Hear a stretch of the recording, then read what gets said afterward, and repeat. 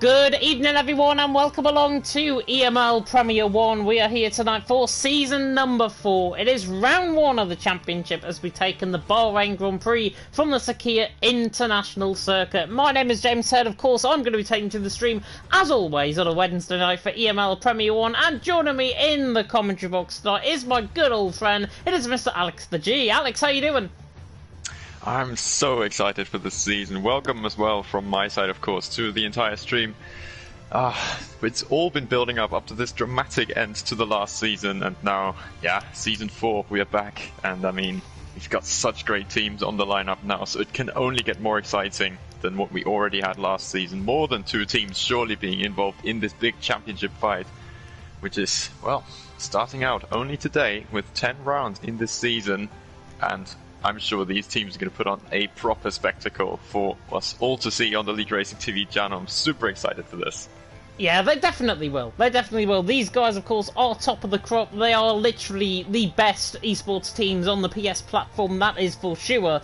And with 10 teams, not 10 brand new teams, there's a few familiar faces, of course, from last season. We're going to run you through the driver lineup, though, and the teams, indeed, for this season of EML Premier 1. I need to now zoom in and have a look at who's in what team, because I haven't got my glasses on. Yubraka and Leon representing VIR in the Red Bull, Daniel being the reserve driver here tonight. Zero and Chris G in the Mercedes, former TTG man in Chris G, and Zero, of course, former VIR man as well. Chris, obviously the reserve there. Matteo and Ryderdal in for ET8 in the McLaren, with Bas Bramer being the reserve. TTG represented by Predator and Pepe Vogel in the Aston Martins, with Oliver as the reserve.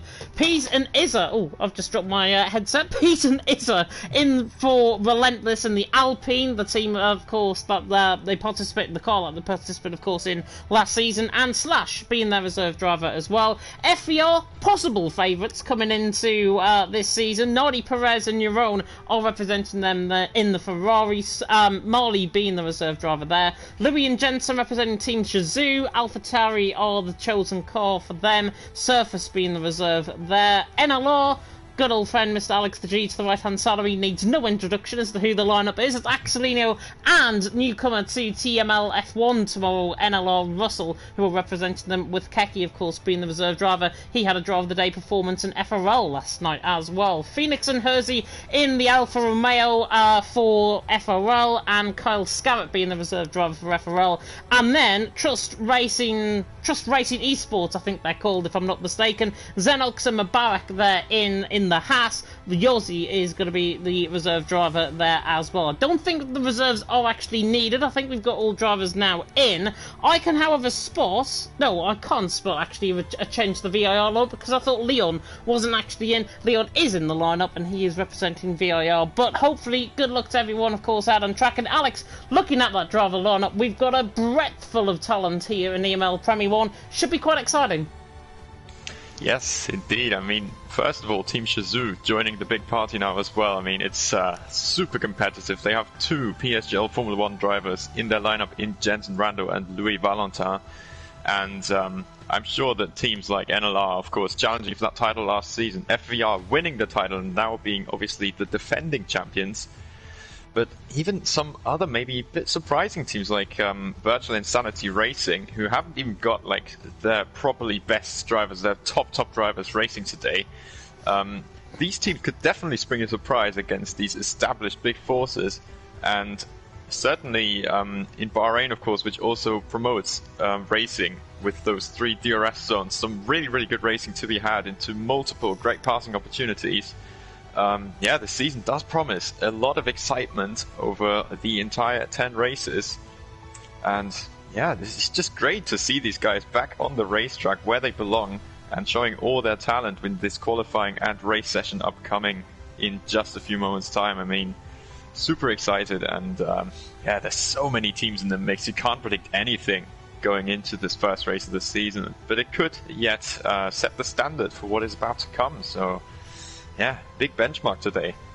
Yeah, definitely. So, if you're wondering why we're waiting until 8:05, it's because we've been given an instruction to wait until 8:05. Predator was the one missing for TTG. He is in the lobby, so it means we can go. It's now just gone 5:05, so I think we now can go, of course, out on track here in Bahrain. And obviously, with Next Level Racing on board as well, with their sponsorship actually increasing the season for both EML and TML, there are more prizes to be given out, and sure, I will cover that towards the end of the stream as well. However, though, we're about to embark on the new season of EML Premier 1. It is Bahrain. 5.4 kilometres and then 3.3 mile, with the 15 turns awaiting our drivers, of course, out on track.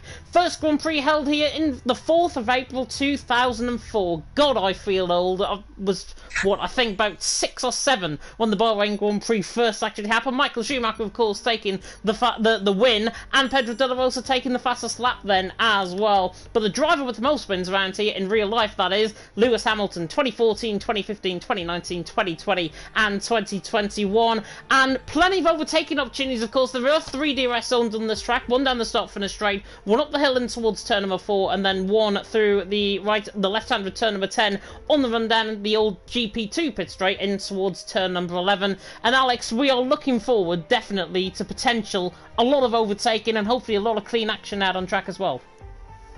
And one thing to note is, of course, here in Bahrain, it is the desert, so rain is pretty much out of the question. That means we will get the whole portion of the DRS coming into play as well on those 3 DRS zones. And I mean, some super passing opportunities are really going to promote the racing between these 20 drivers tonight. As, yeah, they are just looking to get into this qualifying session very shortly. And, yeah, realistically, we are in for a big spectacle here tonight as, just 2 more drivers now loading in. Here we go, loading is complete. And yeah, to nobody's surprise, it is a dry session. And yeah, certainly these drivers are now going to embark on this qualifying session and trying to get the ultimate lap time. Of course, slipstreaming is allowed as well. And therefore, we will see possibly some of that slipstreaming going on down either the main straight, turn 4, maybe even the back straight leading up to this final corner. Certainly a lot of opportunities to make that work, because it is a long stretch through almost the entire track here in Bahrain. It is indeed. I'm just trying to have a look, by the way, at the race result here last season in Bahrain. I think we did Bahrain last season. I'm pretty sure it was round 1 of the championship, and it was Karafalides for FVR who took the win that day. Jensen being one of the first out on track along with Mubarak and Xenox, and the TRS boys clearly want to get a bit of that slipstream on, of course. Mateo finished in 2nd, Erpek finished in 3rd, both for ET8. Of course, ET8 now in a different car. They are, of course, in the McLaren this season. Karafalides, of course, FVR were represented, I believe, as well in I think they were in Ferrari last season, if I'm not mistaken, so they keep the same car. Nardi Perez and Yaron obviously representing them, and with Karafalides obviously taking the win, he now, of course, has brought the baton, if you like, to Nardi Perez and Yaron. Are we going to see FVR pick up 2 wins in a row here in EML Premier 1, or are we going to see the Shazoo boys possibly throw their hat into the ring, especially with the likes of Jensen Racing? Yeah, there is a lot of potential for FVR, certainly, and someone like Jerome, of course, last season also a race winner in Miami, but for the Relentless team it was at the time. He is certainly a really strong driver to look out for, as is his teammate, of course, Nardi Perez, a very, very proven driver in this EML Premier 1 grid. But as you said, Shazoo with some really strong drivers here, 2 PSG LF1 drivers, as we have already established with Jensen and Louis Valentin. So really, really interesting stuff, and certainly these guys are going to throw a spanner in the works, and not only them, there's a lot of drivers that can challenge for the top here. Xenox is now the first driver to embark on a lap in the Haas for the Trust Esports team, who got here, of course, via this sort of playoff qualifying format that only saw the top team qualifying for this Premier 1 division. Now heading through this first sector into turn 4. Yeah, there's a really tight line here, 4th gear. You have to keep this as close to those track limits as you possibly can. 28.4 in this first sector. And yeah, certainly going to see a lot of track evolution on this track as well, because the temperatures are relatively low, of course, due to the nighttime that we are racing in. And so the track is really, really going to rubber in and improve towards the end of this session. So nothing you'll see now is probably going to be final. until the very end of the session. Yeah, definitely. So Xenox on the run towards turn 11. Pepe Volga has already left the session. Hopefully he can get back in, of course, representing TTG. Xenox, though, coming through turn 11. He's on 11th. Is he going to go all the ones and go first out on track if he stays valid? 106.4 in the middle sector from Xenox combined. And he has got a bit of slipstream, actually, from an Alpine that is in front of him on the right-hand side of the track. He's not going to use that up, though, running down the straight, down in towards the final couple of corners of turns 14 and 15. This is turn 14, and that kink is turn 15, believe it or not. That doesn't look like a corner to you and me. It is a corner, though. I can trust you. Xenox now comes to the line, 28.1. Jensen, however, though, will set a purple middle sector, I think, in the middle sector. He, however, has invalidated on the lap, and it would have been a 27.9 his lap. But Louis now comes in, 27.7. Huge statement lap there from Louis. Currently out on top, the Shazoo man from Xenox in second. Barak there in third. He had, of course, a slipstream effect from Xenox, albeit he was a couple of seconds down. But Xenox and Barak, third there and fourth. And I think Pepe Vogel has just joined the session back in as well. Just trying to see if there's anybody else on the lap. Is coming through the final corner on the run to the line. The Singaporean on the run, relentless on the run to the line, and he goes fourth. He's normally quite quick around here, as per LOE, a little bit earlier on in the season there. Izza, though, fourth ahead of Mubarak, and he's just behind Xenox there for the Trust Racing team. But Louis out on top, Euron in second, Xenox in third. Not many drivers getting laps in, though. Plenty of invalidations. Yeah, there's a lot of potential here on this circuit to invalidate. You wouldn't maybe think so, particularly in the race situation, that there are this many, but in fact there are. So we've got Axelinho now coming across the line, slotting into second, just 200 behind Louis Valentin. So very good lap from Axelinho as a banker there. But certainly a lot of drivers still yet to come. Jabraka, I believe, is the next to cross the line, goes third, another 10 behind, 10 to the bit behind Louis in first. And Russell, 63, now goes up to 11th. So one of the slower laps so far, but I mean a lot of time still to be found in the remainder of this session. Certainly Bahrain is usually known as more of a controller track, so some teams would have elected to go for a controller driver here, and certainly there are a few on this grid tonight that are known to be on the controller. So yeah, I'm thinking that possibly these drivers could spring a bit of a surprise, as I believe F10 is one of the next to cross the line. Mateo. Unless Mateo, yeah, Mateo is indeed around the final corner, now goes to 7th with a 28.1. There's certainly more lap time in there for the ETA driver. Zero now coming around the final corner, taking as much curve as possible there. That's pretty important if you can get it down properly, as he goes 8. So certainly a good effort, I would say, from the German here for the GSP team, who are looking to prove themselves more than they did already last season. Some pretty strong performances, but definitely more to come from them. Yeah, definitely so. Looking through the comment section as well, Ron Zeus is putting in the traditional PSGL comment. Is Jono racing? No, but we have got George Russell racing for NLRs. They're in 13th position at this stage. Chris as well is on the run towards turn 11. He's the other member, of course, of GSP. Zero there, as you mentioned, going there in 8th. Quite a big sparse gap, actually, between quite a few of the drivers out on track, which is not too common at all around here in Bahrain. But for EML Premier 1, these are top-tier teams, and it's a little bit underwhelming from a few drivers, if I've got to be honest. It's 11 minutes to go. There's going to be plenty of improvement to come throughout the session, but for first laps, it's a little bit underwhelming, especially between Mateo and Zero. You've got nearly a 2/10 gap between them both, as Chris is now on the run to the line, and he's going to go, I think, bottom, or he actually goes 15 ahead of Nardi Perez, who hasn't got a valid lap time in at the minute of 30.2, can be ignored. Louis, though, out on top. Axelinho in second, and Yabraka actually went third, so good lap there from him in the VIR team. 11 minutes ago in qualifying.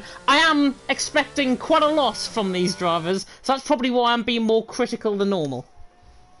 Yes, I think you're actually right in saying that, as we've got already a few drivers now heading out, including the provisional pole sitter Louis for the Shazoo team. Currently 200 clear of Axelinho, but that will change a lot, I will imagine.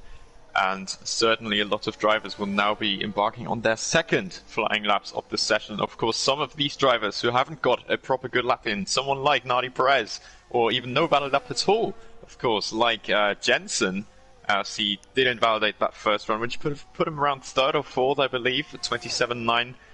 So certainly some drivers under pressure, but at least they've still got this middle run in the session to go to prove themselves.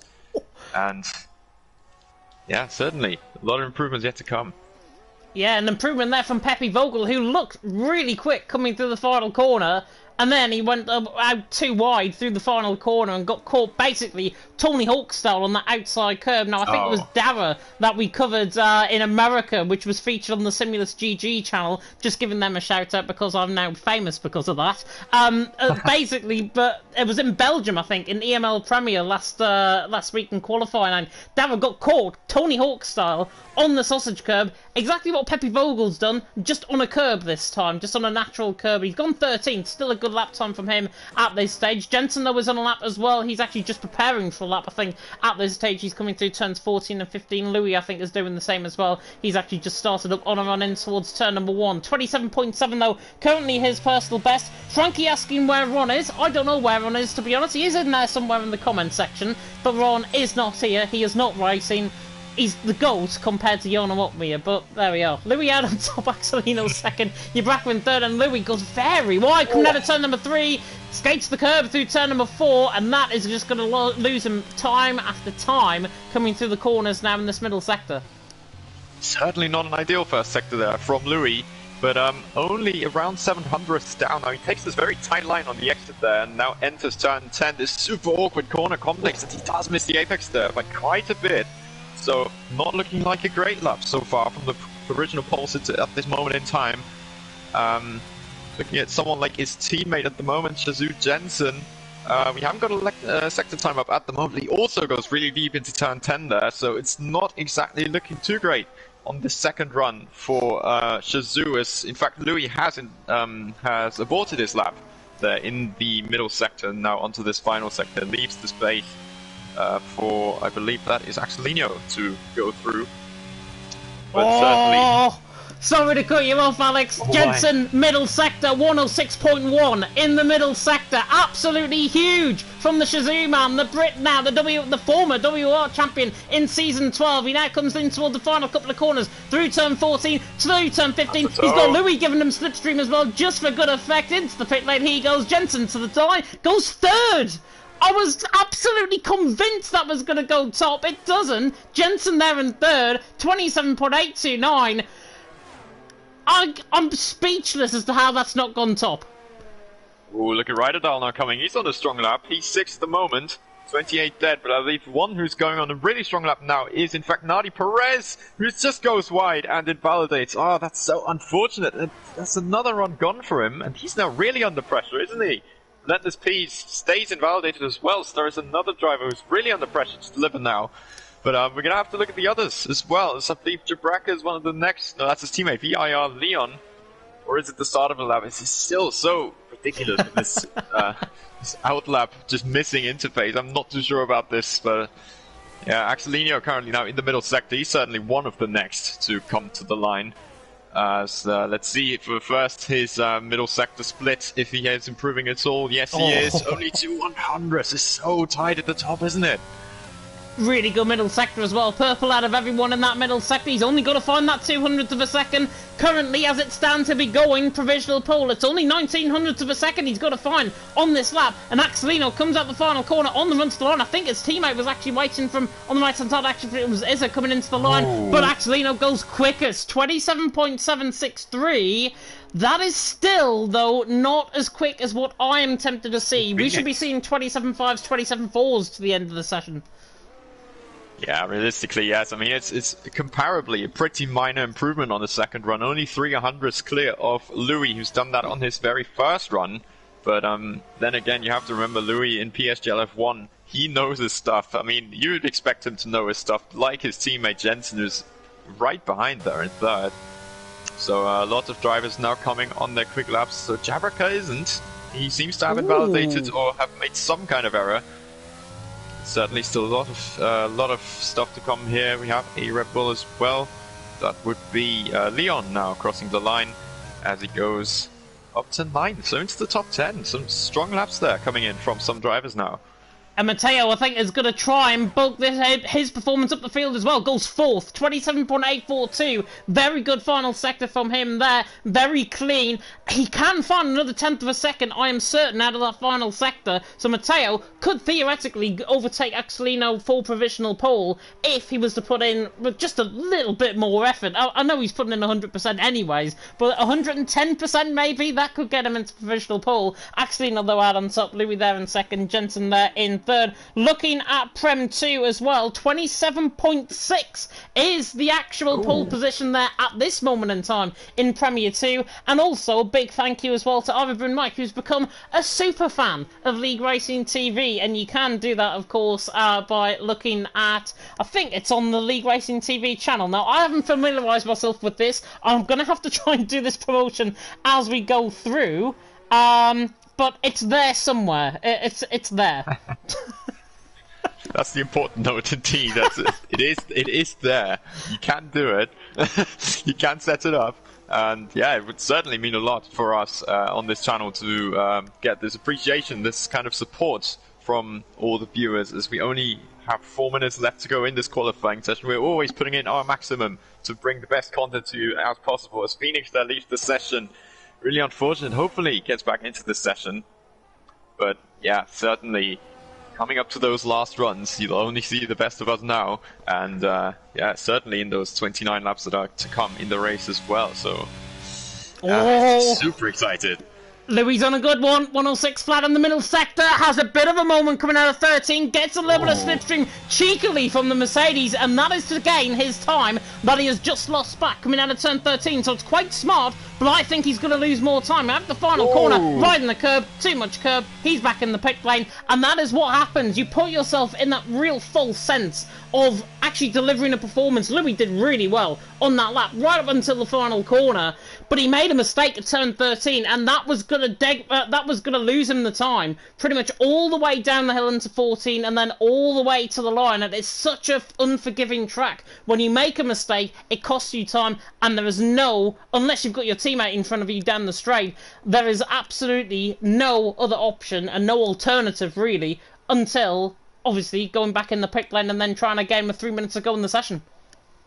Yeah, and another important note here as well is he has only just entered the pits now, so does he even have a set of tyres left to contest the final lap with? And does he also have enough time to do this final lap? So some drivers heading out early, of course, but now if Louis wants to do another lap, he's going to be really under pressure to get out there and yeah, try and get to the line again in time. As the first one, I believe, to cross that line will be Jensen. Yes, indeed, his teammate in the Shazoo Racing team.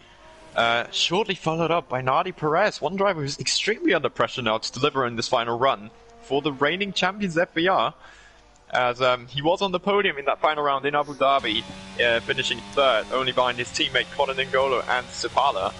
But now Jensen starting his lap, currently in third provisionally, just 600 down on Axolino. This is going to be so tense.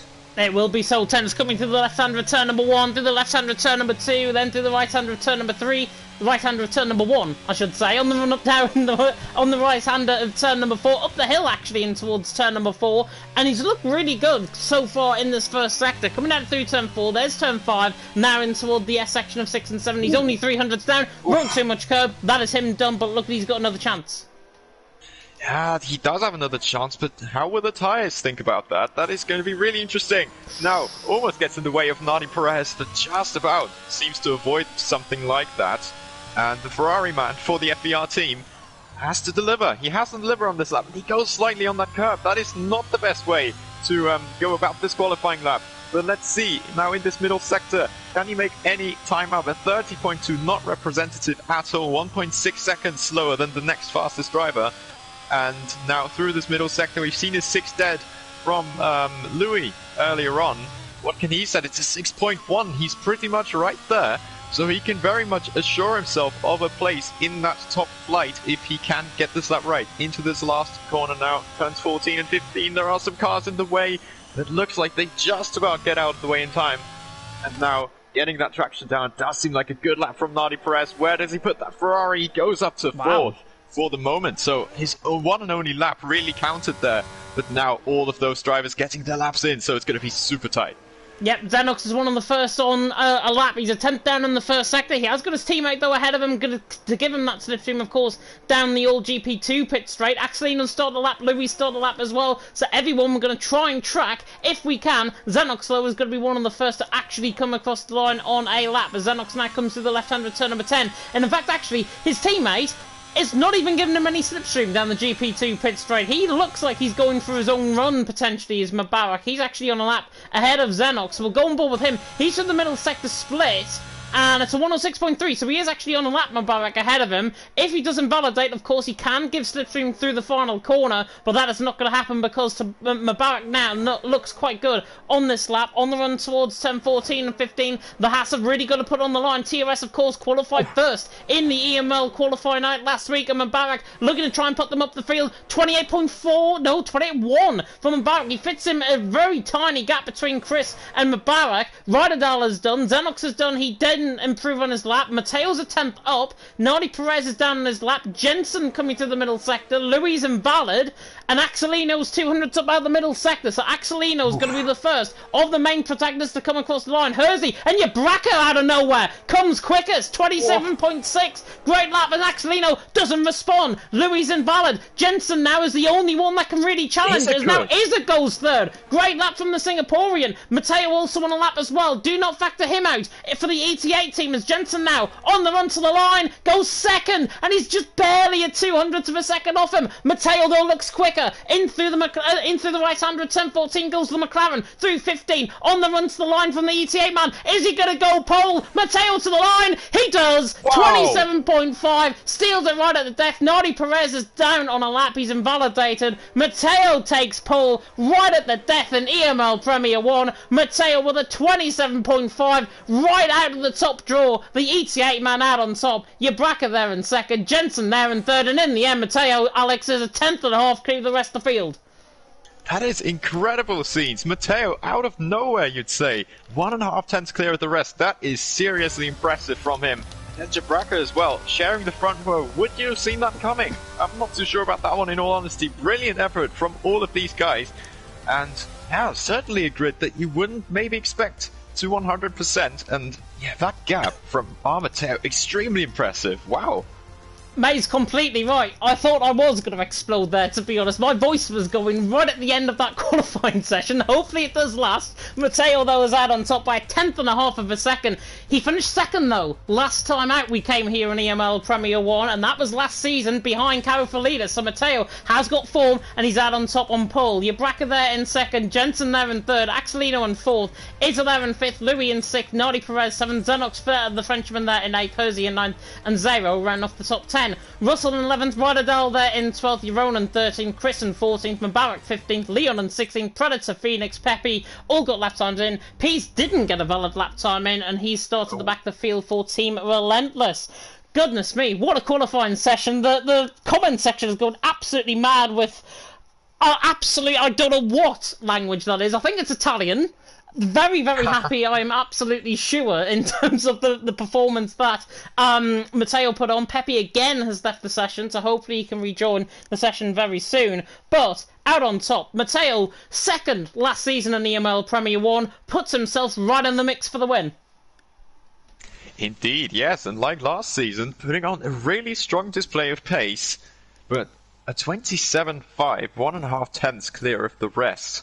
That is a statement from him. That is a big, big exclamation mark there from his side. And the ETA team surely looking to get this season, to start this season on the right foot. And yeah, with Shazoo maybe slightly lower than they would have wanted, still both cars in the top 6. Yeah, there's going to be lots of things to look out for in this round 1. Axelino also right there in 4th, but certainly some big talking points coming up in this Bahrain Grand Prix, starting very, very shortly. So 5 red lights shortly coming on. Yeah, well, this is it. EML Premier 1, this is what everyone has been preparing for. The Father of Lights now going out in EML Premier 1. Season 4 of the championship is lights out and away we go. Matteo gets a very good stop, but a wheel spin actually off the start from him. But Bracco and Jensen are now side by side on a great stop by Axelino, who's going to try and make it 3 wide down in towards turn 1. Backs off though, and Jensen has to force the inside line, and there's contact. I think that was Bracco actually down the inside line. Jensen takes the lead. Louis there in second. Nani Perez in third, and Matteo caught up by a dive bomb in Bracco, who was on the inside line in the Red Bull. There's a Mercedes round in the background as well. That is GSP Chris, I think. But Matteo now coming through the right-hander is down in fourth, fighting for fifth position actually with Izza, and Izza is now ahead. Izza's through and he's into fourth. Matteo there in fifth, but Jensen out on top. Louis there in second. Who would have thought this is Bracco's got a drive-through penalty for corner cutting. That might actually be looked up by the stewards, of course, as a result. But in the end, he was the one that caused a collision at turn 1, so they might look at that if they do. Jensen are out on top. Louis in second. Who would have predicted the Shazoo 1-2 towards the end of lap 1? Such a shame there for Bracco. A super chaotic start, but a drive-through penalty for corner cutting is not something that can really be looked at, but now we're going to have to keep our eyes very close on this racing that is coming up. Position changes now. We can see Nadi Perez jumping from 7th all the way up to 3rd. Super strong start from him as he's profiting from all these incidents ahead. And one of the biggest losers, of course, are Matteo from first down to P5. And yeah, a lot of fighting there going on at the back now. Very unfortunate start this for some of the drivers, but now lap 1 will indeed be concluded with this Shazoo 1-2. You would not have seen that coming from a 3rd and 6th start. And yeah, certainly luck was on their side in this race start. And there is certainly a lot of action there going on. Bracco now heads into the pit lane to start his drive through. Yeah, such an unlucky start for him. From the front row now all the way to the back. Oh, right at all sudden. Sorry to cut you off, Alex. Ryder down the inside line of turn number 1. Bit of contact there between him and Hersey. Gets the job done. He was the car ahead as a result. And the McLaren now through and he's into 8th position. So ET8 making up ground with him. But Matteo will look at that. There was a comment there put in saying, come on, take him out. What Matteo now needs to do is channel all of that energy and all of that anger that he has got now in his helmet to try and get Izza and try and get Nadi Perez and then get him back in the game. That is what he has got to try and do. And that is what I am sure he is capable of doing as well. Bracco, by the way, did come into the pit lane, I think, for that drive-through penalty, serving up. He's down there in 17th. Not a great start for the VIR boys either. Leon there in 18th. Russell had a spin as well out the final corner. And now Predator all of a sudden is like a Predator on the back of Jeroen. Tries to look to the outside line. Jeroen was having absolutely none of that running down the straight. And interestingly, Predator, we haven't looked at tyres yet. Predator on that set of mediums. Pepe on a set of mediums. So TTG clearly want to make this early strategy call work. Also on a set of mediums is Phoenix, and then pitted in for a set of mediums are Leon, Mubarak and Zero. They were originally on a set of hard compound tyres. So Predator now becoming the hunter rather than the hunted, with Jeroen right in front of him and Yerzy there in 9th, capable of trying to get the job done, as I think Axelino might come under attack from Radadal, who's very slow off the corner, and I think that one's not going to actually happen, as Jeroen now sets his sights on Hersey in the background, a shot now to the inside line of turn number 1. Does the Ferrari try and nudge it down the inside line? He does. Hersey on the outside line. Great move there by Jeroen, the former relentless man, now part of FFER, and he's now into 9th. And Pepe and Pease are having a good squabble. Pease, though, in the wall, Nikita Mazepin style, and Pepe made contact on the outside curb through turn 3. And that's a VSC. Virtual safety car, then that's the first little intervention here in this Bahrain Grand Prix. Will there be anything more of it? I do not think so. Yeah, there'd have to be something even bigger happening now in this phase for this to be a viable option. But now, Shazoo 1 and 2, how are they going to manage this with their drivers, of course? Now I've got Nadi Perez behind, but it's crucially, they've got these 2 drivers now in front who can now pretty much manage to their pace, manage their ERS as best as possible. They can swap positions if they want to, and certainly it's looking like a good situation now from this race start. But yeah, now we're going to have to keep our eyes on when this virtual safety car is going to go away again. So the drivers, of course, will have to look at their deltas, and it could well tear the field slightly apart, as of course some drivers get the clear in a different part of the racetrack as maybe someone else.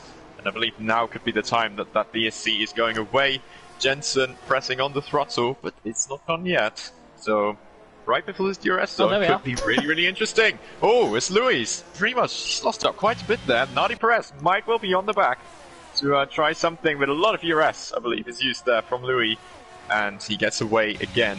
So no threat at the moment, but certainly up and down the field there will be some. It is this track, which is very much known for great racing. So a slight snap of oversteer from Jensen, but no harm done for the Shazoo driver right now.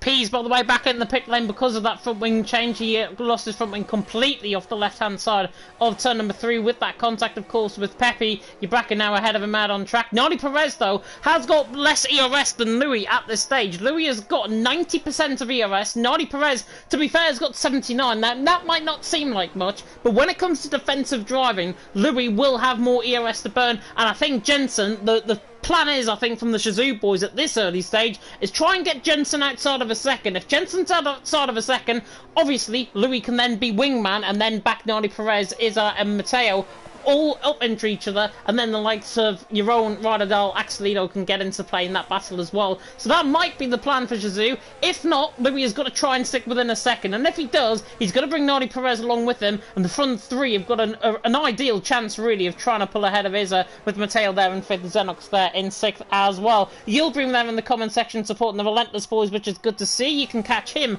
by the way, on League of Europe on Saturday. He's driving, of course, in Division 1, I believe. Jensen out on top from Louis in 2nd, Nani Perez in 3rd, lap 4 to 29 now completed, and the next move I think that is going to happen might be the FVR man, the former Relentless man of your own, on the back of Ryderdal, running down the straight in towards turn number 1. I think, though, Predator, that Hunter, is now going to try and hunt down the Hunted as he comes to the inside line of turn number 1, and Predator flies to the inside line, gets the job done, the TTG man through, and he's into 10, and he's got to try and counteract on that as Isaac gets a very good run of Nani Perez in the foreground. I've shot up the hill and towards turn number 4, not quite close up, but Nani Perez wide, coming out of turn number 4, is that all over the back of him like a hot rash. Isaac is very underrated maybe a little bit in this qualifying session, as he's now finding himself 4th, and right on the back of this podium fight. And certainly some drivers at the top are very much struggling to stick around us. Look at Isaac Kush really putting that Ferrari under pressure. He wants business here, as 4th place, of course, only 1 place off these podium positions. Certainly a very nice roster to be on, as I believe some drivers would definitely prove to you. And yeah, certainly looking really interesting now. But still, some drivers there in this top fight are really struggling to hold on. One of them I'm pointing out here is Axelino a little bit, because they're pretty low on ERS already, and very close to falling outside of this DRS range. It has been closer already in this part, that he's already been hovering around that 1 second, but it's really not looking good for the NLR driver at the moment, as the top 5 certainly looking much stronger. Mateo, after that pole position start, looking like he's falling off slightly, but can still just about hold that McLaren in, as right now it just dips over 1 second, the gap, very shortly. Will it stay that way? I believe the detection point is coming up very shortly, and will be in the DRS range yet again. Rodadell down the inside on of Axelino, can make it 2 for 1 because you're on now on the outside line, coming through turn number 3. He's going to try and counteract with Axelino. They've rub wheeled slightly, the Williams and the Ferrari. They don't want to make contact with the hill and towards turn number 4. Jeroen, the FER man, NLR man of Axelino on the outside line, and Jeroen sends it to the inside line. I thought he went too deep into the corner there. Axelino reacted well, and Jeroen now 30 into 8. Axelino went 9th, and Axelino's just lost 2 positions in about as many corners. Indeed, yeah, this is almost like last season reloaded a little bit with the FAR versus NLR battle, but down in 8th and 9th. Who would have seen that coming in at the start of this Grand Prix? It's really unfortunate how this has gone, but Jeroen now making a very strong comeback from what was a quite poor qualifier, I would say, from his side.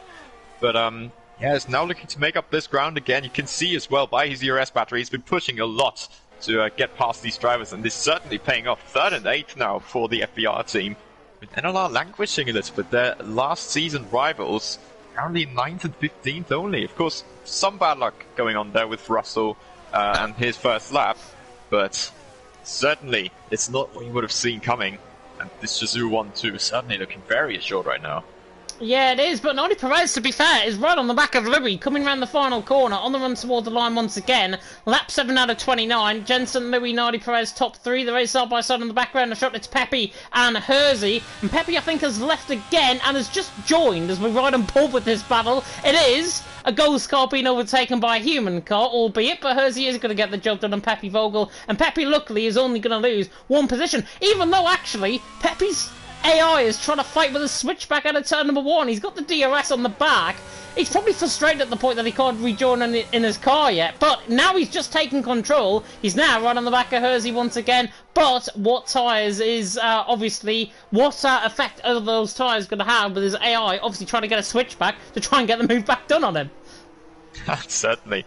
Well, of course, those medium tyres for the moment will probably still provide a bit more grip than the hards, but I'm imagining it's not going to take much longer for that to switch towards the hard compound tires, as yeah, right now Axelinho is the lowest of these hard drivers, of course, apart from Hersey there in 11th, but yeah, it's from those top starters really that Axelinho is currently really dropped off quite a bit so far, with a bit of an unlucky start, but then also not seemingly having the pace. That was a possible warning there as well on the track limits.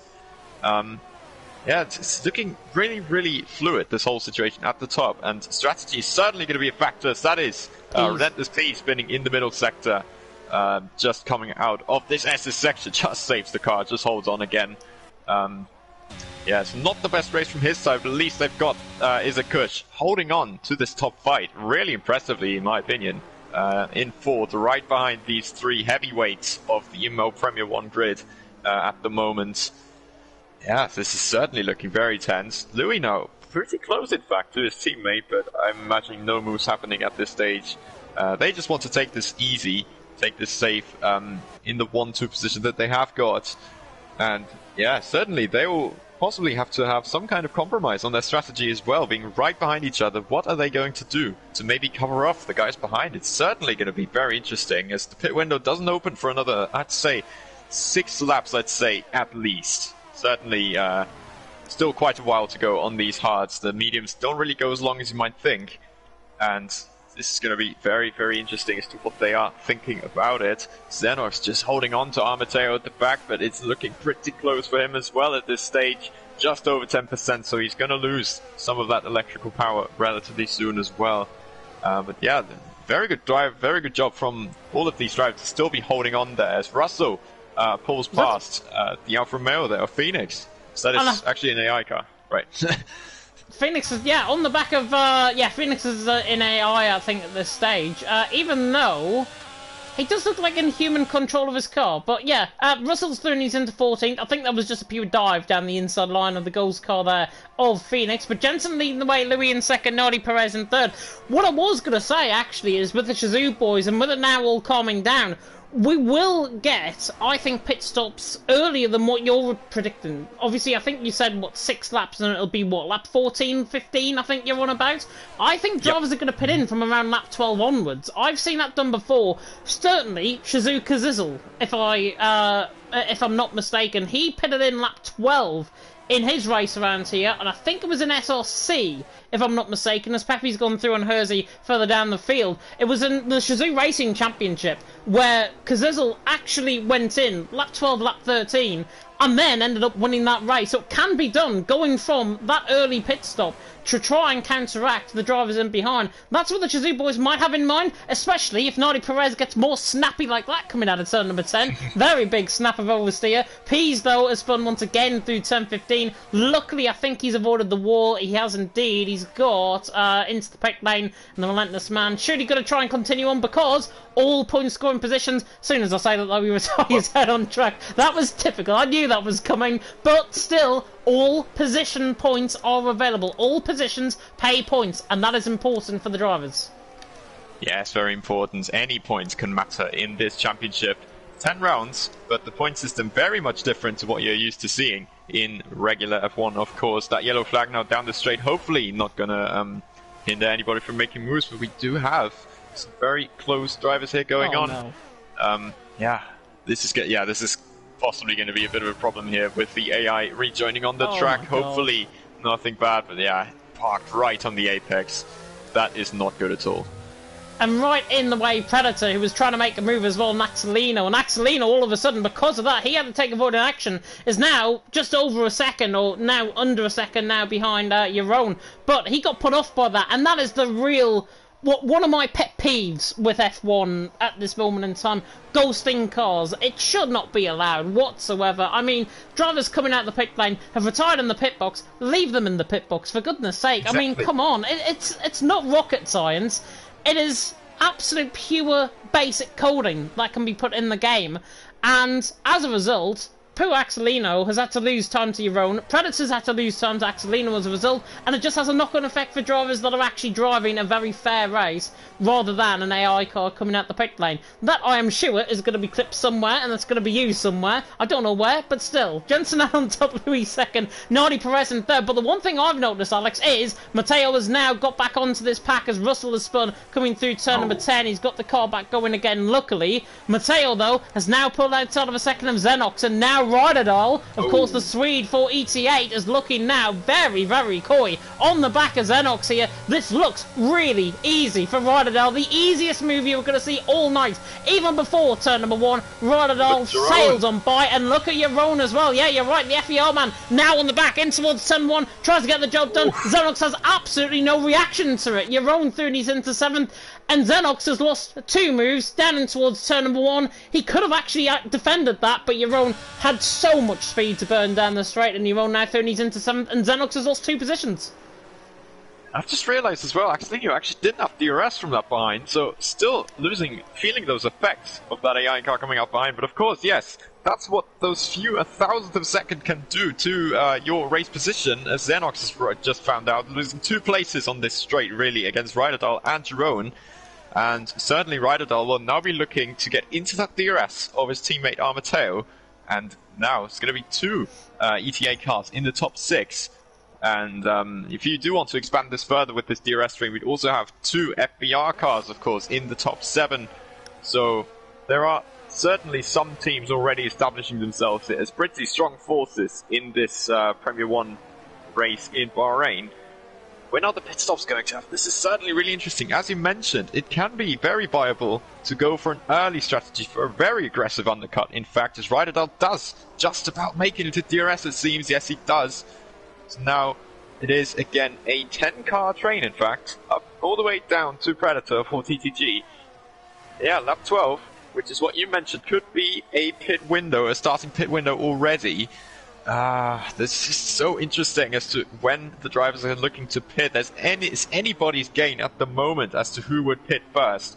Make use of this medium tire and undercut pretty much the entire DRS train here. As actually Ryderdal has fallen out of it again, but I'm sure he should be back in with this middle sector, of course, consisting of a lot of corners, as he can definitely still make up this time that he lost. Possibly due to the low ERS that he does have, which is going to be a very crucial factor in this race. Jensen there pretty wide on the exit of turn 7, but that does not seem to have cost him too much time. And look at how much ERS these two have at the front. It is really, really impressive. Christie now picks up the first 3-second penalty of this race. And 12 laps in, I mean, that is pretty impressive, I'd say. And certainly Bahrain is one of the tracks that certainly isn't one of the easier ones to avoid warnings. Not too shabby, and hopefully there's not many more to come to decide over the outcome of this Bahrain Grand Prix. But now the top 2 coming towards this final sector. The pit window certainly opens really, really soon. This is going to be very intriguing to watch on the strategic front.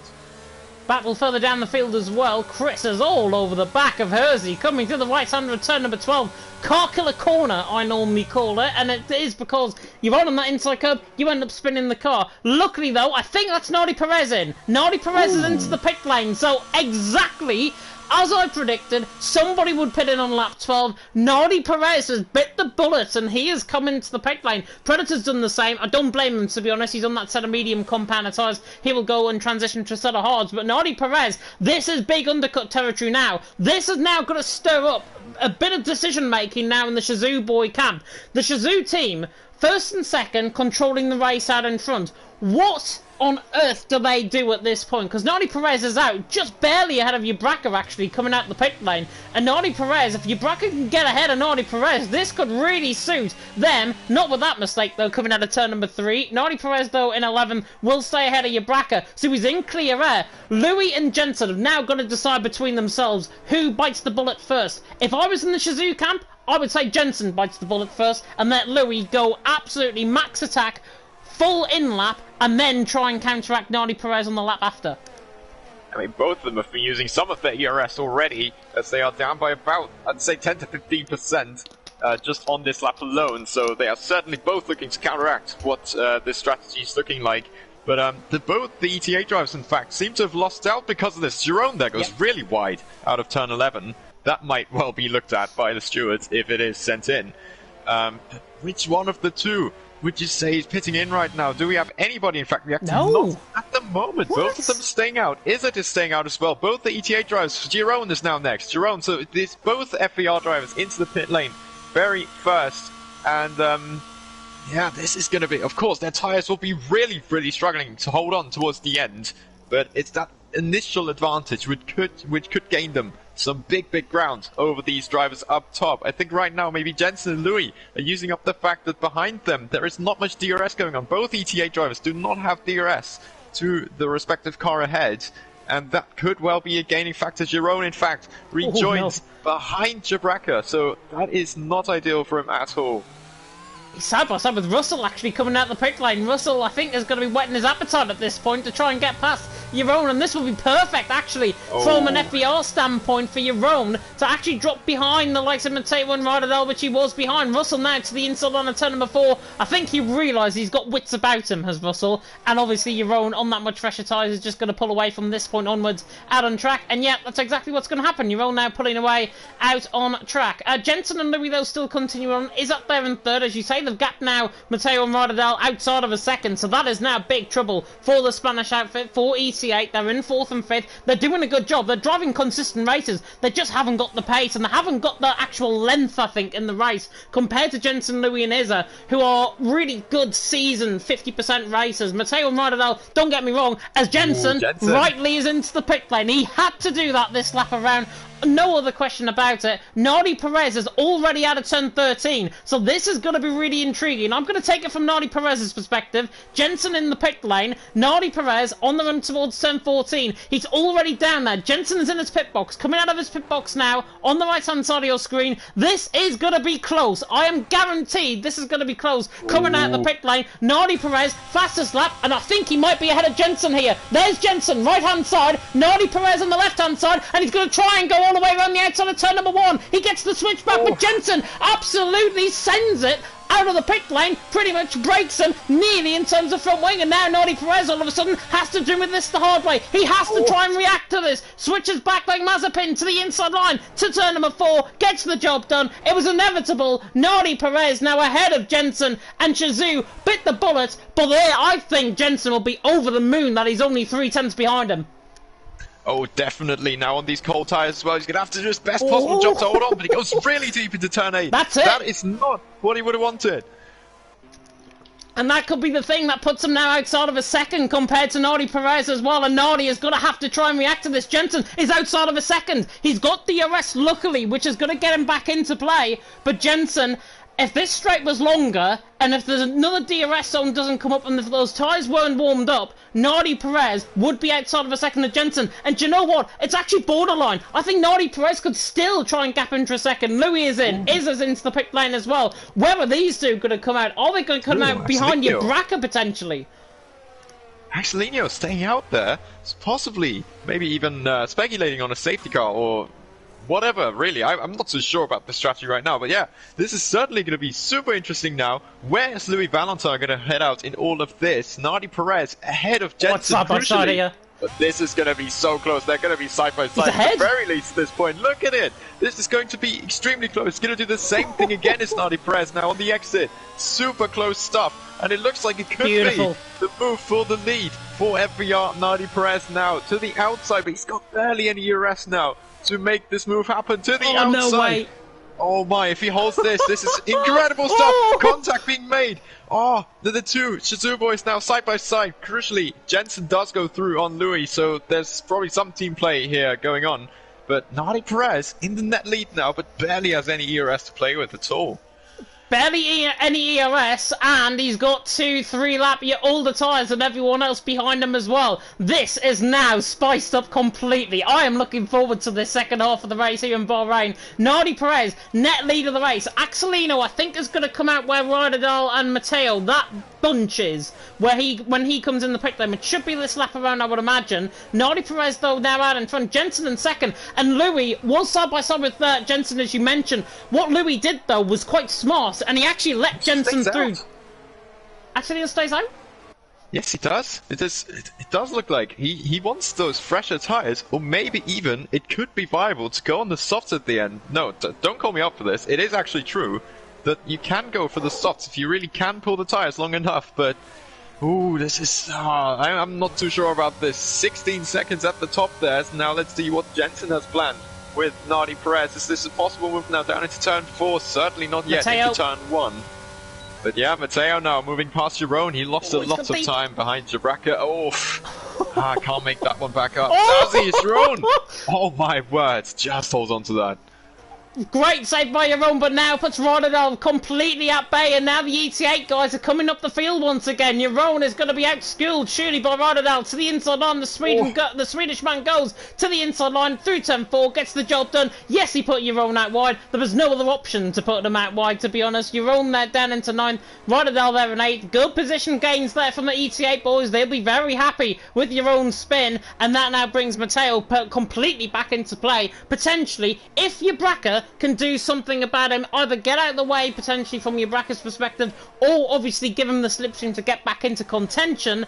And with his pace, Jabraka, I don't think that is going to happen. Matteo looks out of this as Nardi Perez makes a mistake coming out of turn 11 through the left-hander, and Jensen is all over the back of him, coming through this middle sector split, coming through the final sector now, and actually Nardi Perez pulls away by 0.2 of a second, coming out of turn 13. Jensen now on the back foot all of a sudden. Louis in play, Izzat in play, front three just beginning to get away. There was Predator picks up a 3-second penalty. Izzat has got to try and stick with these guys, but what is going to happen now? Down the straight, Jensen is shooting, not going to have an opportunity. Is better than this to try and get the move done for the net race lead. Jensen to the inside line of turn number 1, gets the job done even before turn number 1. Is Louis going to follow him through? No. Jensen leads in the net lead. Nardi Perez there in 3rd. Louis in 4th. Axelino still leads the race though. And now Louis is going to try and have a go at Nardi Perez, but up the straight he hasn't got enough speed, and he's just going to sit and wait in behind. We are going to see a huge yo-yo effect now between Jensen and Nardi for the remainder of this race as Russell's in the pits.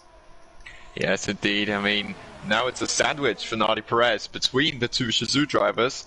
And Axelino, in fact, is not even losing out too much on these old hard tyres, so they're still holding on pretty well. But how long he can hold this still, I'm not too sure, really. He's very low in ERS as well, crucially, so there's not much there, really, that he can do from a pushing perspective, just from the battery itself, to gain some free lap time that way. But, yeah, the drivers behind, he's maybe even trying to profit from the guys behind fighting, and, obviously, later on, the tyre advantage should come in pretty handy for Axelino, but is it really enough to overtake in this super competitive field of drivers? 15.9 seconds between him and Jensen. And yeah, it's the 2, 3, 4, and 5. As Louis goes really wide there, as Axelino now pits in. Izzat goes, certainly gives him some encouragement there to try and move. The Singaporean driver does. And yeah, this is super interesting. Where's Axelino going to feed out in all of this? I want to say he's probably going to be behind all of them, but now with the best tyres of anyone in the field, yeah, this is certainly a big job for the German. Yeah, it's a good point. As actually Matteo was going down the inside of your bracket, tries to get the job done, and he does. Matteo through and he's into 5th position. That's crucial actually, as Louis holding back of Nardi Perez. Nardi Perez had a mistake, I think, coming out of turn number 1, and now Louis has no invitation to the inside line. Ooh. Nardi Perez goes deep, and Louis to the inside line should counteract that to the inside line. Now through 4, now through 5, into 6 and 7, gets the job done. And Nardi Perez made that mistake. Now brings Jensen outside of a second to Louis, and that is huge for the Shazoo Shazoo boys, because Jensen now leads the way. Louis now in second. Louis has got to try and make a decision now. What do the Shazoo boys do? I think Jensen, just backing off slightly, indicates that Louis wants to stay within a second of Jensen, and that is smart if that is the case. However, Louis doesn't want to be outside of a second of Jensen because he's in deep trouble from the guys in behind.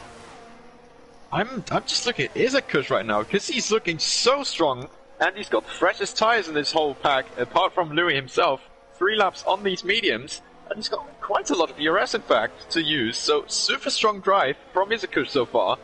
And who would have expected that? He's really close on the back of these guys. And yeah, there's just 10 laps to go now, but nothing is decided here at all. Even though we do have a Shazoo 1 and 2 right now, there's anything that could happen in this race still. What does Jabraka do about his strategy? Still staying out, being a bit of a cork in the bottle here. But now Rydertal is trying to make his opportunity work and pass. As Jerome tries to do the same, but does not have any battery to play with at all. Ooh, as that is Jerome now to the inside, making this little switchback out of turn 3 and onto turn 4 now later on in this straight. But can he make this work to the inside? He should have more grip now. Can't outbrake the VAR driver though, as still to the inside. He is very much there, side by side, but can he make this work? Now he's ahead, now he should have the position. Oh, Stenox there. Very, very aggressive. Not too sure what Jabraka thinks of that one. He's trying to barge his way past, I think. He's entitled to that position as Xenox, but I think there was a better way than doing that, to be honest. It was good, though. Xenox Looney's into 8th. There's ways of getting about to try and get the move done, and then there's that. That's what I'll just put it down. Xenox there in 8th, Jabraka there in 9th, Axelino in 10th. Again, though, Jensen nearly getting Louis outside of a second. It's 8/10 of a second. Louis doing a good job, but to me, Louis does not have any pace now for the Shazoo team, and that is going to be absolutely crucial for Nardi Perez and behind. He might have 3-lap warmer tyres at this stage, but what he is doing is very, very nice. He's lifting and coasting through the corners. That takes the tyre temperature away coming out of the corner, and that means Nardi Perez has really now got good tyre wear on him as he nearly rides on the curb coming out the final corner at turn 15 there. But what Nardi Perez is doing is smart. Louis is not doing that in front, and that means Nardi Perez's tyres could be on par, if not actually a little bit closer to Louis and Jensen towards the end of the race than it is to the likes of Izza and Matteo in behind, who are fighting quite aggressively as Jabraka and Axelino, I think that was, to the inside of turn number 1, and Axelino, I think, ran the outside, had to do the hard way, but got the job done. Indeed, it was looking like a fairly simple move for Axelino, but then Jabraka, I think, might have just missed his breaking point ever so slightly, just pretty much appeared out of nowhere again on the inside of the Williams. Now Axelino's got the move done, and with much fresher tyres is now embarking on the journey ahead to try and get some more positions for this NLR team. Struggling so far in this round 1. Certainly would have expected a bit more as well from Russell, who has been struggling a lot in this race. Yeah, still 8 laps to go actually, and yeah, definitely still some ground to make up for the guys, but certainly Shazoo super strong right now. They're looking for the maximum points haul at this moment in time. Let's see quickly who has got the fastest lap, and that is, it's on the gaps, isn't it? Yeah, it's Nardi Perez in fact, so he does steal the point from the Shazoo team, but just the 1 point from the entire race and from the entire event that we've had tonight so far, with those 21 laps passing by like pretty much nothing. No safety cars either, just 1 virtual safety car intervention, so racing all the way through. Don't you love to see that?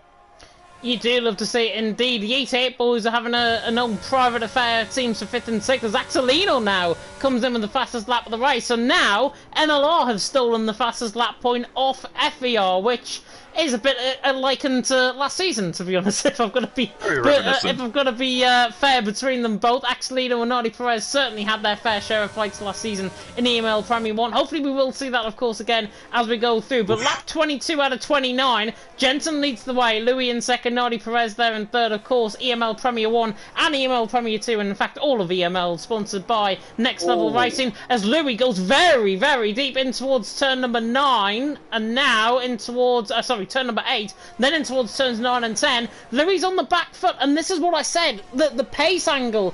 Jensen is quicker than Louis. I'm really surprised that Louis is not being dropped outside of a second yet. Yeah, I think that might honestly be part of team play here, to keep them both in the same kind of range, to not make Louis very vulnerable to attacks from the cars behind. There's not that much ERS that he's got to play with either, but the same really goes for Nardi Perez. As yeah, very, very dynamic situation here at the front still going on. Those top 4 really close together. Of course, we've got this little dark horse there still in Isakush. I can't stop pointing it out. Really strong drive from him today. As that is Louis, a bit wide there, but that could also just be part of this kind of esports line, if you will. And Nardi Perez really close to the back of that AlphaTauri, but don't think he can make anything work at this moment in time. Just 2 attempts, as he does have a big look down the inside. Oh, well, that was more than just a look, wasn't it? He shocked me, nearly scared the living crap out of myself. Goodness me, Nardi Perez in third. I thought he was going to send the lunge. The Spaniard had me on tenterhooks, quite literally. Jensen leads the way, Louis in second, Nardi Perez in third. If you're in the FBR team, don't make him do that again, because I will probably turn these pants that I'm wearing brown, and I don't want that. I mean, who wants that, really? It is so close at the very top of this, and you wouldn't want something decided by a move that maybe is a bit rushed in a way, if you really want to put it down to this. But yeah, certainly top 4, they are definitely released from all the guys behind. It would partly fit down to this long run from Jabraka, who has stayed out on these hards for very, very long, maybe hoping for a safety car in the end as well to come out to save his race a little bit, but that hasn't happened, unfortunately, for the VIR man. So front row currently down to 14th. Big shame for him, as he did have some pretty good race, pretty good pace in this race so far, and just couldn't make it work due to that unfortunate incident. Yeah, this is really the top fight that we do have to keep looking at. Now we've got the 2 ET8 drivers really close together. Possible swap here going on between Matteo and Ryderdahl, and yes, it does look like it. And Ryderdahl heads past, but look at Jerome coming behind. This is not over, is it? Down the inside. Wow, that is a big send. But he does make it work so far. Matteo gets back alongside the Ferrari, gets pushed onto the curb. Really close stuff between the two. Now a slipstream being given there from Ryderdahl to Matteo. Oh, is this going to be enough now for the Italian driver? Yes, it is. Stays in 6th at the moment. Jerome tries to get the better exit, but just about cannot make it work. So 5th and 6th still for the ET8 team, and switched orders. Matteo, bit of an oversteer. Might invite Jerome again for a bit of a switchback, but it's not a very viable place here into turn 8 and now turns 9 and 10. So they stay as they are, but certainly not without any stress going on at all. Still 5 laps to go, and nothing is decided. But look at who has brought this into play as well. Xenox and Axelino are now in play in terms of this battle for 5th. And Matteo's obviously doing a good job. Ryderdahl's obviously leading him. Bit of a ride on the curb there from Xenox. You heard the little bit of a sound coming through on the curb. That is literally the car riding the curb, that sound in the background. Jensen leads the way. Louis in second. Nardi Perez in third. Izza in fourth. We're still on lap 20, or better go on to lap 25 out of 29. I thought this race would have been over and done with by now. It feels like we've been commentating for ages. But it is good, and I like it. And it's really, really good to see some top-tier racing in EML Premier 1. And this is what the top guys on PS platform, of course, do have to deliver. Jensen leads the way, Louis in second, Nardi Perez in third, Isla in fourth. It seems like it's going to concern the front 4. Jeroen on the back of Matteo, not looking quite close enough down in towards turn number 1, and nothing at this moment in time really happening, unless as a move in towards turn number 4, which looks very unlikely. Yeah, I mean, these passing areas really becoming more and more scarce. Of course, later into this race, more drivers will be using their battery even more to defend. And then that obviously cancels out the attacking power that the overtake mode does have. But even still, Louis Valentin looking really, he's just not looking assured of himself at this point in time. Cannot really hold on to Jensen, but being teammates, of course, that does help out a lot for the French driver there in second. And Nardi Perez, despite the fact he is very close, doesn't seem to be able to make anything work. Jensen now possibly starting to push a little bit, but look at the battery that he's got. So he's looking really assured here at the front, and rightfully so, is the leading driver here for the Shizou team. And Louis Valentin, yeah, he is holding on. He does have a good amount of battery, but it does look much more difficult for him, despite the fact he's got that 1 lap fresher tyre. And yeah, Isakush still close to that top 3, But yeah, it's still looking, it's looking relatively unlikely at this point. If he can make anything work, he's going to have to pull out a big one now in this last part of the race. He does, but Nadi Perez still very close, under 3/10 the gap. Will he have another big look to the inside, if we might have to say, after that last one? No, he does not.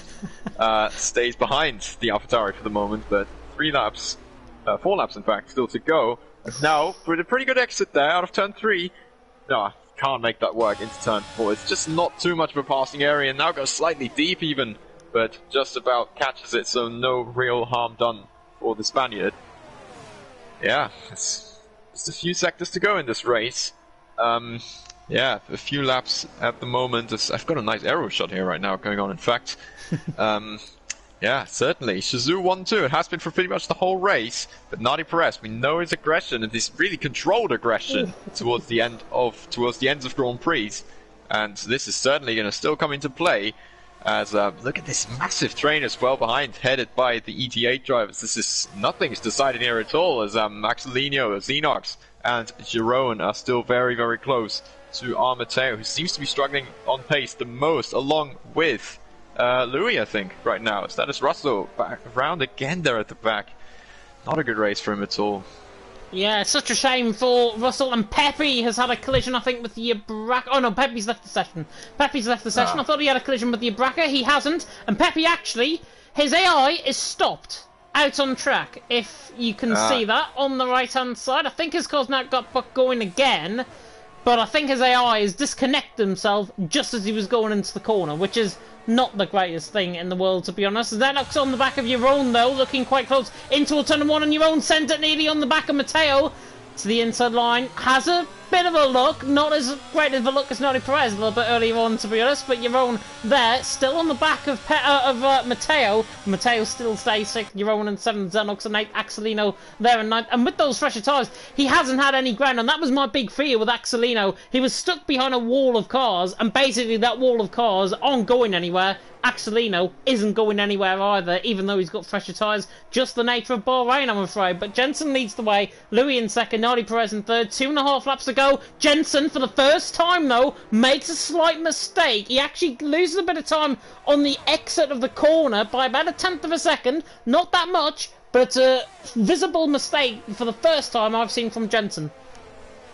I mean, he's only human as well, after all. He did put in a superb drive today, and as has everybody else.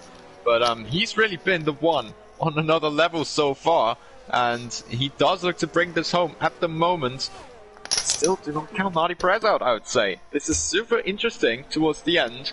There was one thing I did still have to add, maybe, to Axelino there at the back. Look at the ERS that he's got, and he's going to be looking at those cars ahead, flashing their ERS light all the time down this straight, and he's thinking, oh, how can I get past him? But now that I say that, he does in fact go on the attack there against Xenox, the first driver he does want to overtake in this train, moves up into P8, and now is looking to maybe gain a few more positions on the cars ahead. But Jeroen, we know, is a driver who is very, very tough to overtake, and so is everybody else. He can't just bank on that tire advantage that he does have, but he does have to make those moves on the racetrack, and that's going to be extremely difficult against a field like this.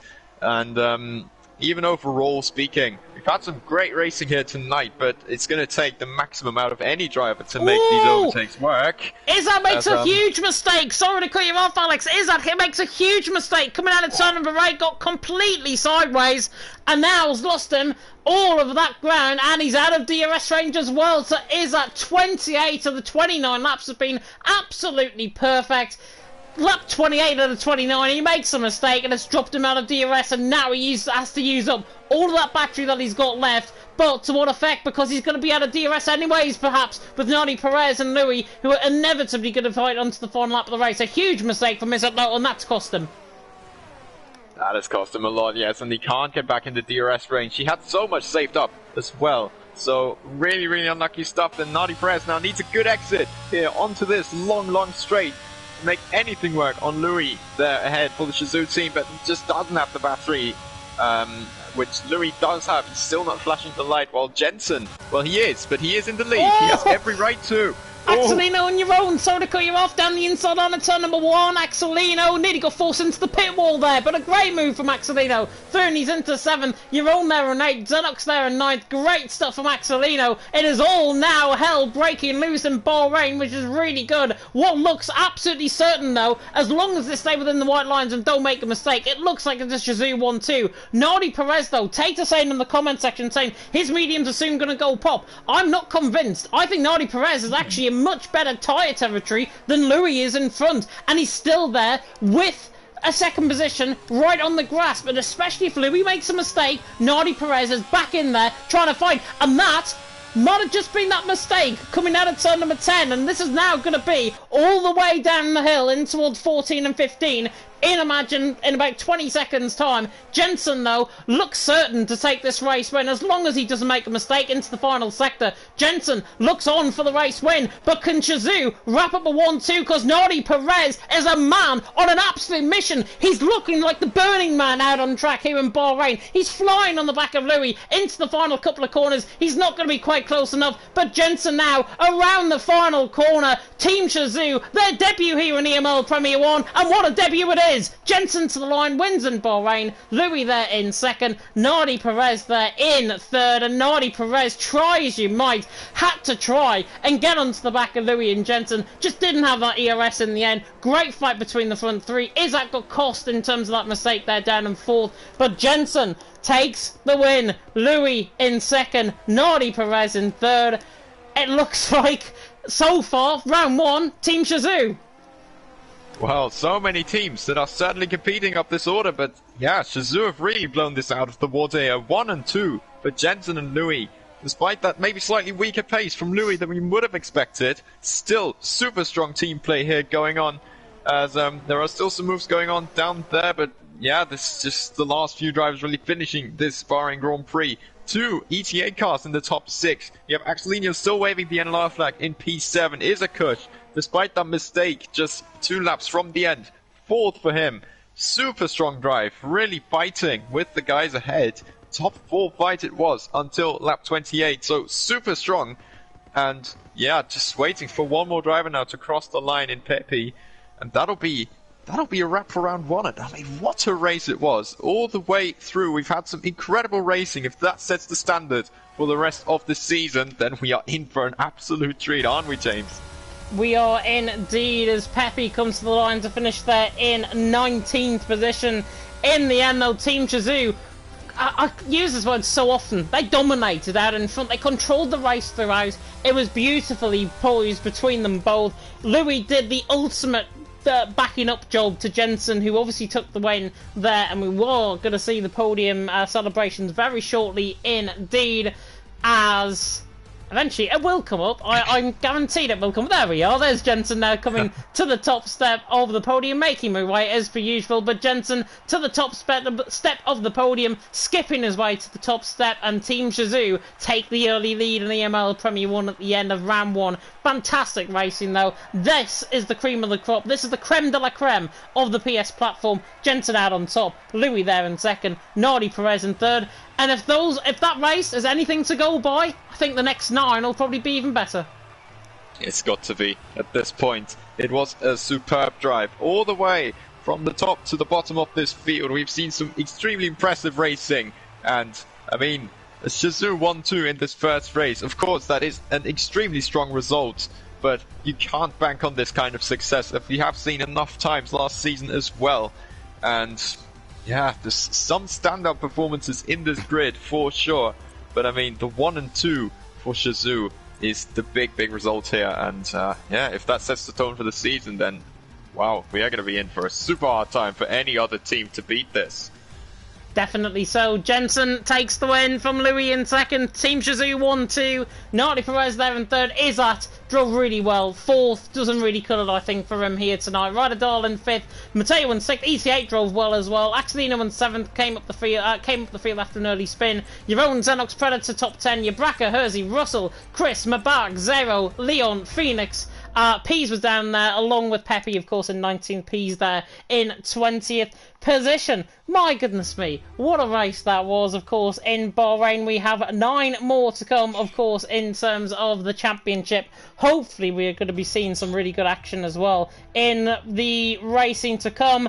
And speaking of which, we stay in that Asian region, of course, from stay in the Middle East, I should say, for round 2 of the championship, and that is, of course, in Saudi Arabia next week. And Alex, Saudi Arabia, one of my favourite tracks to commentate on, not only because it's shaped like a fish, but Saudi Arabia does produce really good action. Closest finish that I've seen around there, Tom and Jensen, 1,000th of a second between them both. Are we going to see it any tighter than that? I mean, well, factually speaking, no. But I mean, yeah, it is such a great track for a racing spectacle. I mean, there's so many super competitive drivers on this grid. 3 DRS zones, of course, over there as well. And it's not a far travel at all here from this Bahrain International Circuit. And so many overtaking opportunities. Some brilliant flow there going on as well in this, yeah, it's a brilliant racetrack, really, from just a pure driving spectacle. A lot of skill is going to the side as well over the qualifying positions.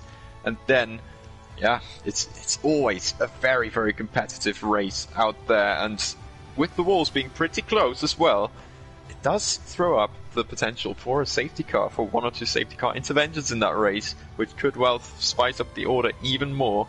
And yeah, I'm really excited for this second round as well. Shazoo do come up to this second round with a very strong advantage there after this 1-2, but yeah, the cards are going to be mixed completely newly again in this second round. So yeah, you can't bank on anything in this championship, as we've already established last season and the season before, and in any season really. No team can bank on their success at all. So this Jeddah International, this Jeddah Corniche circuit, that's what it was, is certainly going to bring up another brilliant race. Yeah, and who's going to take home the win? We can't know in advance yet, but certainly some strong bids as to who will be taking the top spoils there in the Saudi Arabian country. And yeah, super excited, super excited. Super excited indeed, and we are not done there yet, because I'm going to go blue screen for a second and surprise everyone, because apparently Mr. Jensen wants an interview, which is fantastic. We've never done this in EML before in terms of driver interviews. To be fair, I'm normally very busy on a Wednesday night for not to, but Jensen is wanting an interview. We can get him in if he does want. And yeah, I am fed up of talking to Jensen. That is what he's just added me on Discord. But we are going to get in on Jensen's now in our party on PSN, so hopefully he will join very soon indeed. Endel saying as well there in the chat, what's your name, co-commentator? Because you did a brilliant job today, like James all the time. Big GG, keep up with this. I love to see or hear some more of this. Thanks so much. That means the world to me. That is incredible. I mean, if you do ask for my name, then at NLR_AlexTheG on Twitter, you'll find a lot of clips over there as well. So thanks very much for the support. I'm really glad you find the enjoyment in this as well as much as I do. So yeah, on to more brilliant racing spectacle. Thanks a lot. That means very much.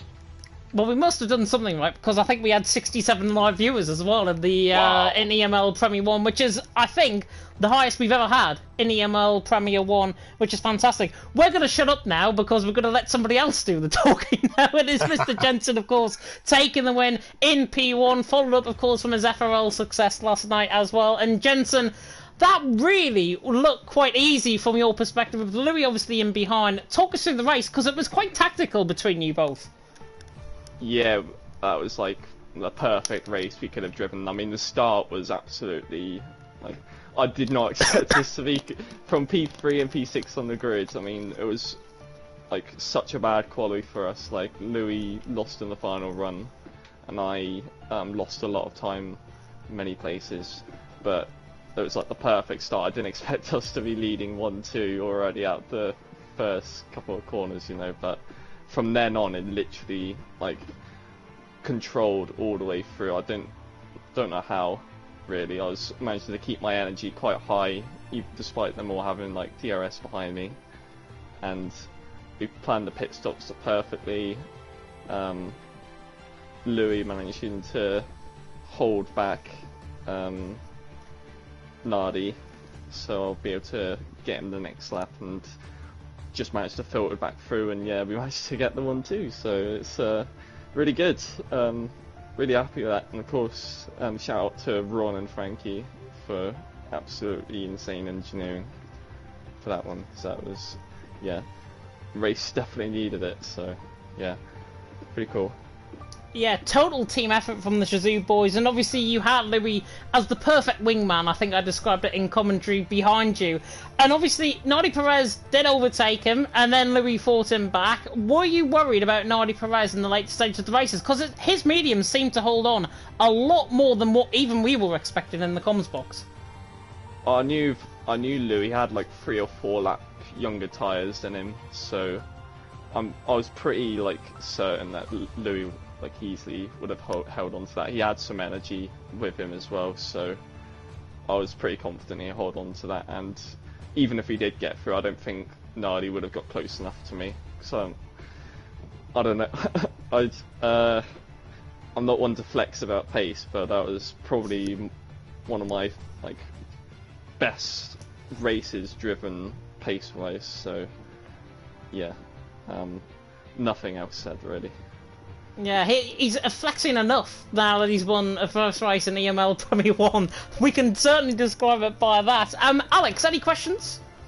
Yeah, I've got one as well, because of course in this situation where both of you pitted, of course, one lap after another, did you and Louis, was there any point of concern when Nardi pulled past both of you, and then in fact in the second move as well there was some contact going on between that Ferrari and that AlphaTauri? Was there any point where you were worried as to how that could maybe shape up later on, if there was maybe possible damage? Of course we saw there was no damage done to any of the cars, but there was certainly a very close situation down into turn 5. You did have to navigate past your teammate, and yeah, was there any concern in this very moment that something maybe could have upset one of you two? I think no, Lou is holding on to it very well. He was trying to do his best to slow him down a little bit, and of course he had the little exit. It was only a little moment on the exit, and when he lost it, I just went on the inside, and he knew I was there. He just pulled behind me, and we just managed to make it work from there. I think, of course, there's a bit of a risk with that, but we know he was the only car who pitted early. He was going to be the only car in front of us.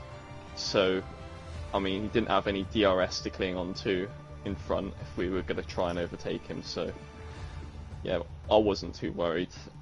Louis wasn't too worried. I don't think any of us were really worried. We were all very calm and, yeah, knew what to do in that. And, yeah, best possible way to start the season for Shazoo in this with the 1-2, so can't ask for anything more than that. Yeah, couldn't ask any more for that as well. And final question from me, certainly, is, of course, Saudi Arabia next week. I know it's one of your favourite tracks. What is going through your mind going into next week? Another possible 1-2 Shazoo finish? I don't think I'll be drive. I don't think Jeddah isn't one of my strong tracks really this game. I don't know, just the cars and the layout changes are just not suiting me this game. So I think we're just gonna hand it to maybe Rowan and someone else to try and do that. But yeah, hopefully the boys will try and get another top 3, maybe hopefully the win, but yeah, we'll see about that because I don't know what everyone's pace is around there, so yeah. Hopefully so, and obviously Rowan we have seen in WR Season 13 dominate around there, and maybe the same for Shazoo coming in EML Premier 1 next week. But Jensen, go and enjoy your evening. Thank you, and thank you for the commentary as well. Very welcome in. To watch that back. Exactly. I would expect so. Go and enjoy your evening. Yeah, cheers guys. Very welcome indeed. And that rounds us off with our only interview of tonight. Louis apparently couldn't speak good English, just to put it into perspective, so that's why he couldn't join us. I know I've spoken to Louis before, and he sounded actually quite good. I think it was in F2, if I'm not mistaken. It might have been somebody else, though, I might be on about there. But great to see from Jensen. Great to obviously get an opinion from him into next week about Team Shazoo's chances in Saudi Arabia. And obviously mentioning that name, Rowan, who we've become synonymous in the PS platform. If he is racing, will Shazoo get another win? Yeah, I mean, Rowan's super strong driver as well. I've had my personal experience with Rowan in one particular session, and I don't like looking back on it, I will be honest, but certainly it is a driver with extreme pace, extreme potential, and also, to put on another little comparison here, is super strong as well in a racing perspective. He's already picked up wins in PSGL Formula 1 tier, so yeah, just as much as Jensen and Louis in this race tonight, there's certainly a lot to look out for if Rowan does hit the track at Jeddah next week.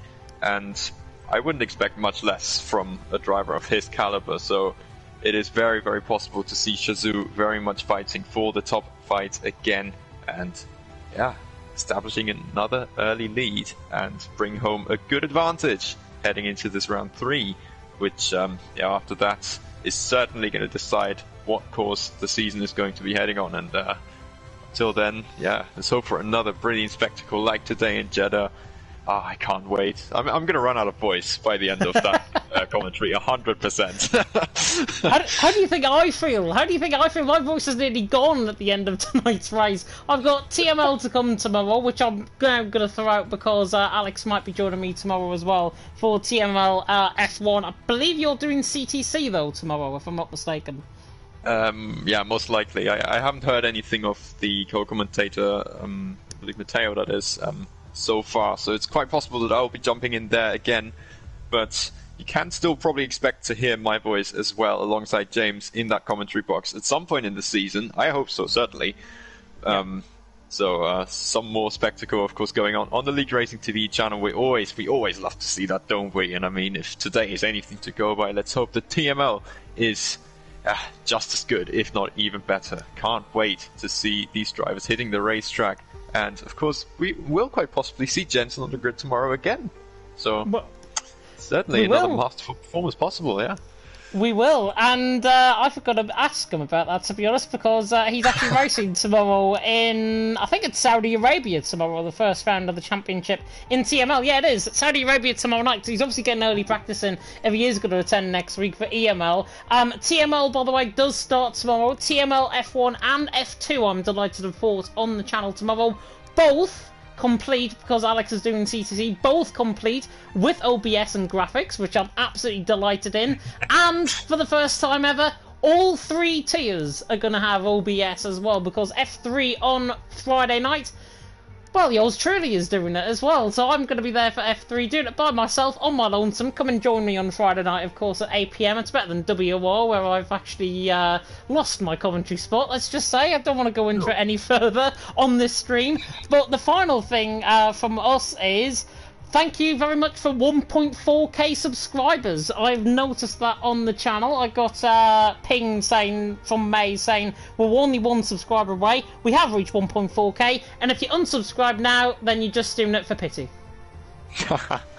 For sure, a very big achievement for us at the League Racing TV channel. Thank you so much for everybody who has subscribed to the channel, and certainly more racing spectacle to come to your screens, to any screens nearby, really, as today we have seen pretty much a record-breaking stream at this point. I mean, it was incredible, and if the racing today is anything to go by, then you will be in for even more treats like this. So thank you very much for the support on this channel, and it's gonna keep coming. It just is. We know it already, and therefore, yeah, we're gonna bring you the absolute best only, and the top drivers on this PlayStation platform will be honored with this, with some really great stream coverage from our side. So definitely stay tuned.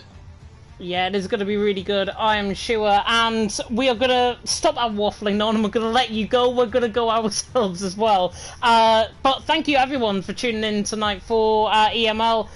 If you did enjoy the commentary, like, comment, subscribe, tip that notification bell, of course, if you're brand new to the channel as well. What I am going to do as well, starting from next week, is if there's any big highlights within the race, we are going to be, of course, clipping that and putting it on our channel as well. I know there was a little bit of a mention from Maze about that in the background. With shorts, YouTube Shorts now coming a feature of League Racing TV. Obviously, more any overtakes that we see, any clips that I prefer to highlight, like I did last night, of course, on my Twitter, we will clip that, and of course that will be shown on the channel as well, so you can keep up to date with everything that is going on, of course, on League Racing TV. We are going to end it off here, though. Big thank you to Mr. Alex the G for joining me in the commentary box. As always, a huge pleasure once again to do commentary alongside you, and long may it continue, my friend, as we go to Saudi Arabia next week for round 2 of EML Premier 1. We are done here. Thank you so much for watching, and until next time, next week in Saudi Arabia, goodbye. Goodbye.